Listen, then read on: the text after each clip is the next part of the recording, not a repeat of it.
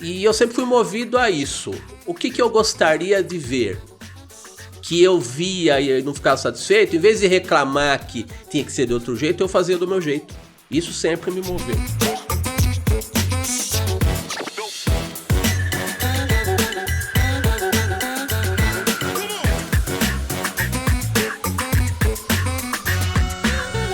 Olha, começando mais um programa, sempre com a participação de alguém muito especial. Hoje eu estou com o Érico San Juan, que é colunista aqui do canal, tem as colunas com as caricaturas, enfim, um monte de coisa bacana, porque caricatura também é cultura, né, Érico? Até você se enroscou com o meu trocadilho infame, né? Mas dá certo, caricatura é cultura, dá certo, pô. É só não destroncar a língua que tá tudo certo. Ô, Érico, agora é o seguinte, você tem uma carreira muito bacana, pô. Você trouxe um material aqui que você participou, tem uma tirinha aqui na revista Monet, no MED tem um trabalho que você fez, o livro do Patrick Santos que teve aqui, que você fez, né, as ilustrações, as revistas, o Dito Bendito que eu acompanho ali nas redes sociais também, né? Agora, eu queria saber o seguinte, quem te ensinou a fazer tudo isso? Boa pergunta, né? O cara começa com perguntas complicadas, né? Que nem falar caricatura, né? Bom, eu não vou destroncar o cérebro para responder. Então, é que assim, todo artista, quando ele fala que desenha, sempre começa com aquela resposta assim. Eu desenho desde criança, desde a barriga da minha mãe. Só que assim, o que ninguém fala é que a gente começa muito ruim. Toda criança desenha bonitinho e todo mundo gosta, aperta a bochechinha e fala, que bonitinho, ele desenha. Aí quando começa a ficar em idade pré-vestibular, aí a pessoa fala assim, os pais da gente falam assim, você vai fazer alguma coisa que dê dinheiro na vida. Ou então você vai fazer um concurso público. Até hoje o pessoal da minha família me pergunta isso, mas enfim, é irreversível no meu caso, né? No meu caso, eu queria reproduzir os modelos que eu tinha nos lugares que hoje estão quase extintos, que infelizmente que são as bancas de jornal. Olha então, só. No meu tempo, que é bom dizer que eu sou pré-internet, né? Sou um pouquinho mais velho que você. Existiam jornais, revistas, ainda existem, mas em menor expressão, né? Vamos dizer Gibis, assim. quadrinhos. Gibis, quadrinhos. Quadrinho tem livro nas livrarias lá. Tá até bem chique quadrinhos, né? Mas assim, a gente tenta reproduzir o que a gente vê, o desenhista. Então o que acontece? Eu lia gibis do Tio Patinhas, do Pato Donald, que eram publicados pela editora Abril, né? Que é a editora que quase foi pro Beleléu também, né? Infelizmente. Mas ela tinha uma presença muito forte de gibis nas bancas, de quadrinhos nas bancas, de jornal. Então, publicava também Maurício de Souza, na época que eu lia. Então, com 6 anos de idade, eu comecei a desenhar tentando reproduzir aquilo. Na verdade, eu queria ser um dos autores daqueles gibis Disney que eram feitos. Também no Brasil, tinha produção local. Sim. Também.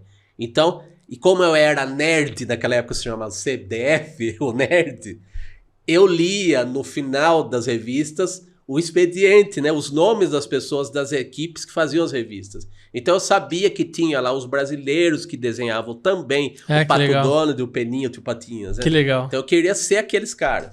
E também livros infantis, Monteiro Lobato, do João Carlos Marinho, do Gênero do Crime, que eu fiquei amigo depois, muitos anos depois, graças a Deus, assim. E os meus modelos sempre eram modelos de humor e histórias longas de quadrinhos, também nos jornais da minha cidade, que é Piracicaba. Eu também tinha quadrinhos feitos por pessoas de Piracicaba. Tinha lá, por exemplo, o Edson Rontani, que era o chargista oficial do 15 de Piracicaba. Famoso time lá que o Cacete Planeta zoava até não querer mais, né? Então os meus modelos eram jornais, revistas e gibis. Então eu tentava reproduzir. E com 13, 14 anos de idade eu comecei a querer publicar em jornais, que eu via que gibi não dava para eu fazer um gibi e publicar um gibi por uma editora, né? Eu fazia os meus que eu distribuía para os colegas, lá, com folha de caderno, não sei o quê. E você tinha uma coisa de gibi único, né? Porque eu não tinha xerox direito, né? Então, para quem quisesse ver, eu emprestava, né? Aí, uma época, os professores começaram também a incentivar e tal. E eu sempre fazia o produto completo. Eu não era aquele cara que desenhava E o pessoal fala, nossa, o cara desenha bem, não sei o quê. Não, eu fazia o produto, porque eu reproduzia o que eu via, né? Então eu fiz jornaizinhos, eu fiz gibis, né? Os meus. Só que no jornal eu percebi que não cabia gibi no jornal. Então eu fui fazer tirinha, que eram os quadrinhos de jornal. Então com 13, 14 anos, e aos 15 anos eu comecei a trabalhar em jornal. Hoje eu não ia passar nem na guarita do jornal. Mas, ô Érico, como é que veio essa questão do humor, né? Porque assim, uma coisa é você desenhar, né? Porque tem gente que desenha muito bem. Outra coisa realmente é você desenvolver uma tirinha, desenvolver um quadrinho, né? Que aí tem uma história, tem uma coisa engraçada pra você dar risada, né? Como é que veio isso? Como é que você desenvolveu isso? Então, porque assim, o humor é visão de mundo, né? Então... Por exemplo, tem muitos artistas brasileiros que a partir dos anos 90, dos anos 1990, já no século passado, né? Somos todos do século passado. Eles fizeram carreira desenhando para os Estados Unidos super-herói. Então tem gente que gosta de super-herói, tem gente que gosta de mangá, né? Que começou a se desenvolver quando eu era adolescente, assim, aqui no Brasil. E eu fui pro humor. E tem também uma influência que... é o que cerca a gente realmente. E me cercava o Salão Internacional de Humor de Piracicaba. Que inclusive eu vi o Paulo Caruso, querido Paulo Caruso, todo ano lá nas aberturas, né? Que legal. Então eu via ele da Avenida Brasil, que era uma página de humor, de política, quadrinhos que ele fazia na Isto É. Todos conheciam ele dessa forma.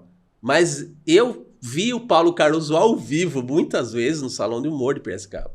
Então essa visão de humor junta os quadrinhos, junta os jornais que eu via, os artistas que eu via em jornal, em gibi, e no Salão de Humor os cartoons todos. Então esse liquidificador aí não tinha como... não tinha como ser diferente disso, nem que eu quisesse, né? E você comentou do livro Gênio do Crime, né? E também comentou do Monteiro Lobato, né? Que foi uma referência para você, né? Como é que esse tipo de literatura te ajudou? Ajudou no seguinte sentido, o Lobato já era um transgressor, o Lobato já era um cara que colocou uma boneca de pano, de macela, que é o que ele chamava, para mandar num sabugo de milho, que era o Visconde. Então ele já era um revolucionário no tempo dele, e o humor quebra barreiras, né? Ele tinha muito humor no trabalho dele. E o João Carlos Marinho era um discípulo, confesso, do Lobato.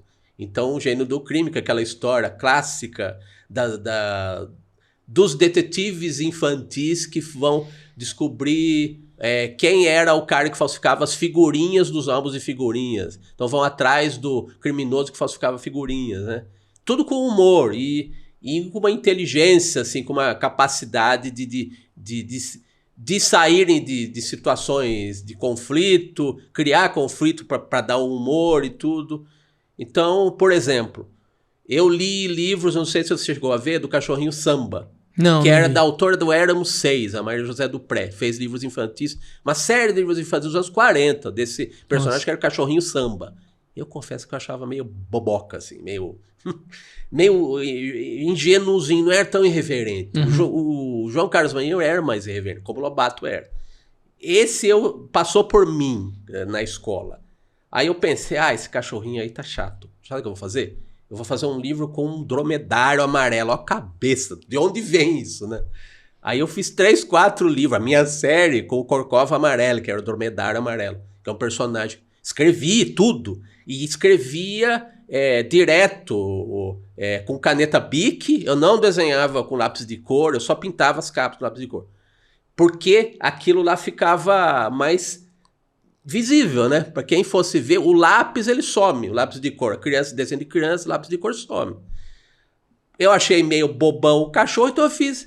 E eu sempre fui movido a isso. O que eu gostaria de ver? Que eu via e não ficava satisfeito, em vez de reclamar que tinha que ser de outro jeito, eu fazia do meu jeito. Isso sempre me moveu. Então os trabalhos, a maioria dos trabalhos que você vai ver, que você viu meus e tal nas redes e tudo, a maioria é esse desejo de fazer diferente, sabe? Inventar o meu. Eu não tenho, vou fazer o meu. Eu não gostei do outro, vou fazer o meu. Ô Érico, agora você tem essa parte de caricatura também, que inclusive é o que a gente aborda aqui nas colunas, né, do programa. Exatamente. E tal. Como que veio a caricatura? Quando você falou assim, vou começar a fazer caricatura do pessoal.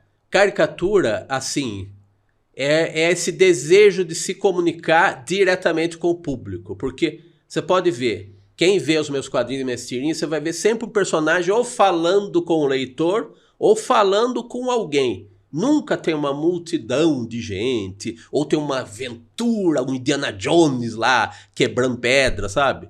É sempre um diálogo, é sempre alguém querendo se comunicar com alguém. Então a caricatura eu comecei a fazer porque eu queria ter esse resultado direto do desenho. Hoje com rede social, você consegue ter os likes, né? Mas volto a dizer, no tempo que eu comecei, não tinha internet. Então a maneira da gente se comunicar com o público, eu trabalhei em jornal, então, por exemplo, eu fazia caderno infantil. Então as crianças das escolas iam visitar o jornal que eu trabalhava. Então essa era a maneira de ter o feedback, né? Que legal. Mas assim, aí com a caricatura ao vivo é uma forma do cartunista, do caricaturista, se comunicar através de alguém que a pessoa mais gosta na vida, que é aquela pessoa lá, é ela mesma, ela se gosta. E a caricatura é um retrato bem humorado da pessoa. Então a minha proposta é sempre fazer a pessoa que ela mais gosta na vida, que é ela mesma. Eu faço do meu jeito, é o trabalho que é a minha cara e a cara da pessoa também. Muito bom, olha, falando de gente que a gente gosta, vamos ouvir um pouco o Herótodo Barbeiro, que tá com a coluna Por Dentro da Máquina. Vamos lá? Confere aí. Bom, hoje eu não vou falar de religião, porque cada um de nós tem uma religião. Você tem uma, eu tenho outra, todo mundo aqui tem. O pessoal que está aqui, todo mundo tem religião, a gente respeita toda a religião. Mas tem um santo que tem uma comemoração especial. São Judas Tadeu. Salvo engano, é dia 28 de outubro. A grande data. Imagino que nas igrejas de São Judas, o pessoal vai lá, vai rezar. Né? A minha mãe, por exemplo, era adepta do São Judas. A minha mãe ia lá aqui na igreja de São Judas, aqui em São Paulo, onde tem até uma estação de metrô atualmente, participava da procissão, tudo porque ela era católica. Eu não sou, mas a minha mãe era católica. Então era de São Judas. Agora, o dia de São Judas, ele é o patrono, ele é do funcionário público. E no dia de São Judas, é ponto facultativo. Quem que bolou isso? Gente, você não vai acreditar. Sabe de onde vem isso? Ainda vem lá da época do Getúlio Vargas, 1930 e cacetada, 35, 37, sei lá quando. Agora pergunta, por quê? Por que o dia do funcionário público, o cidadão trabalha? Tem o dia do jornalista, você trabalha? Trabalha. Tem o dia do advogado, você trabalha? Trabalha. Agora, por que o funcionário público não trabalha? Qual é a razão? Me fala aí. Ah, é uma tradição. Tudo bem. Eu concordo que seja uma tradição. Mas tradição também se muda, né? Tradição, a gente, certo, o pessoal vai lá, vai rezar, tudo bem, respeitosamente. Agora, por que razão é feriado para os funcionários públicos do país? Eu não entendo isso. Gostaria de saber qual é a sua opinião a respeito. Mantém? Não mantém? O que você acha disso? Heródoto, hein? Ó, se você quer acompanhar mais conteúdo do Herótodo Barbeiro, tem o Por Dentro da Máquina Herótodo Barbeiro no YouTube. Corre lá, se inscreve e acompanha que tem muito conteúdo. E olha, o Herótodo é uma pessoa muito bacana que eu admiro muito. E olha, um dia você precisa fazer uma caricatura dele, hein? Mas lógico, com o maior prazer. E ele dá motivos pra isso, né? Dá motivo, né? Ô, Érico, agora você prefere quadrinho, ou gibi, né? As tirinhas, ou você prefere caricatura? Ó, eu vou ser meio guloso aqui, vou falar que eu prefiro os dois. Porque a minha caricatura tem jeitão de quadrinho, ela é alegre, você vai ver, muitos dos caricaturistas, eles vão fazer caricaturas para expor, principalmente em salões de humor você vê isso. Então aquele trabalho plástico, aquele trabalho com pretensão no bom sentido, de ser um trabalho que vai estar numa parede e vai sobreviver ao tempo porque tem uma técnica impecável, tem o jogo de cores, a composição, e se aproxima de um quadro, é uma caricatura plástica. Uma publicidade quase. E aí a minha é gráfica, porque como eu acostumei a trabalhar rápido para jornal, a tirinha geralmente é diária, em jornal pelo menos. Na internet hoje tem muita gente fazendo no Instagram. Então é um trabalho rápido, então eu acostumei a fazer rápido, até uma forma de eu me comunicar com mais eficiência. e ter mais velocidade e mais volume de trabalho, né? Então é por aí. A caricatura e os quadrinhos, eles se misturam no trabalho que eu faço. Qual que é a principal diferença, assim, pro quadrinho pra caricatura que você faz? É a velocidade? No meu caso, eu faço caricatura ao vivo, que é diretamente pro público em eventos, né? E diferenças. Eu acho que nos quadrinhos eu faço personagens que podem ser a minha cara. No meu caso, Dito Bendito, que você generosamente está citando aqui. E eu tenho lá o Instagram do Dito e tudo, que são coisas com as quais eu me identifico, os assuntos que ele aborda. Tô ficando mais velho, então tô falando de terceira idade. Hoje se chama de melhor idade, né? Que pra ele não é melhor idade coisa nenhuma. Não, agora já tem. Agora não pode mais ser terceira idade, é Não longevo. Que fala. A gente foi. Não, e deixa eu contar uma história que é muito legal. A gente foi num evento de longevidade com o Heródoto Barbeiro. Olha. E aí eles fizeram lá o dia inteiro de palestra, tá? Eu não lembro se começou no dia ou um dia antes. E aí o Heródoto, ele fechou o ciclo de palestras. Foi a palestra do Heródoto. E aí ele falou, que negócio é esse de longevo? Eu sou velho, quero ser velho, demorei tempo pra chegar até aqui e agora quero curtir esse momento e vou ser velho sim, ninguém vai tirar isso de mim, né? Algo mais ou menos nessa linha que ele falou e o pessoal ficou tudo desnorteado, porque cada hora é uma coisa, né? Mas desculpa, eu te interrompi, você tava falando que agora... longevo, é até legal que é o seguinte, o personagem, ele fala de tema, por exemplo...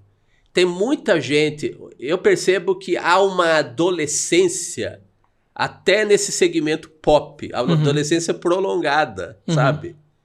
Os filmes de super-heróis, por exemplo, não tenho nada contra, mas também não tenho muito a favor, sabe? Então, ficamos no meio termo confortável aí, não sei pra quem, pra mim pode ser. Mas assim, eu percebo que pouca gente fala dos longevos. E... quem observar o meu trabalho no Dito vai perceber que conforme eu vou fazendo as fases dele, é um personagem que ele vai envelhecendo. A Mônica tá fazendo 60 anos, por exemplo. E ela continua tendo 8 anos, lá, dando coelhada lá. E o Dito, ele vai envelhecendo. Então agora é a fase que ele tem um neto e que só se comunica com o neto pelo celular. E o neto nunca vai aparecer. Porque, pra que eu vou aparecer também?